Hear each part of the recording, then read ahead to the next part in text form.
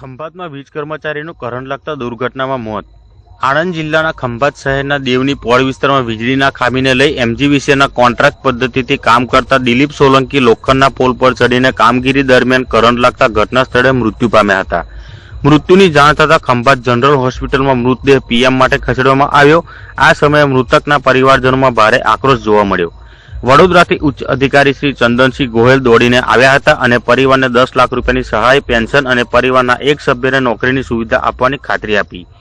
आश्वासन મળ્યા બાદ परिवारजनों शांत થયા અને मृतदेह नाम जी चंदन सिंह। आप किस क्षेत्र में काम कर रहे हैं? मैं एमजीवीसीएल के 5 सर्कल में काम कर रहा हूँ। फॉल्ट रेक्टिफिकेशन की एलटी लाइन पे नो करंट कंप्लेंट के लिए। कल खंभात में जो घटना हुई थी कल शाम 6 बजे, वो दिलीप सोलंकी नाम का कोई व्यक्ति था, उनकी आकस्मिक मौत हो गई है और आज इनका पीएम भी हो गया है और इनके परिवारजन खंभात कार्डियक हॉस्पिटल में भी आए हुए हैं। तो आपकी कंपनी की ओर से क्या मुआवजा इसको मिलेगा? सर, कंपनी की तरफ से ये एज पर द नॉर्म्स सारी चीज़ें हैं, जो नियम है वो हम सारा इनको प्रोवाइड करेंगे। अभी कंपनी की तरफ से तत्काल इनको 30 दिनों के अंदर जो 10 लाख रुपए का एक आर्थिक सहयोग है छोटा सा, वो दिया जाएगा। इसके अलावा जो इनकी ईएसआईसी के थ्रू जो पेंशन बनेगी, जैसे अभी इसकी उम्र 27 साल थी कर्मचारी के हमारे, तो 60 वर्ष तक जो भी पेंशन कैलकुलेट होगी वो हर महीने के महीने सैलरी रूप की तरह से ही उनके अकाउंट में या उनके जो नॉमिनी है परिवार के, उनके खाते में चली जाएगी।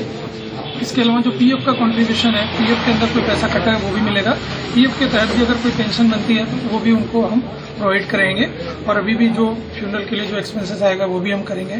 और इसके अलावा अगर उनके परिवार में कोई इस तरीके का योग्य सदस्य होगा जो जॉब कर सकता है, तो जब तक मेरा कॉन्ट्रैक्ट है अगले 2.5 साल का 2 साल का, तब तक के लिए मैं उसको अपने कॉन्ट्रैक्ट के तहत रोजगार देने के लिए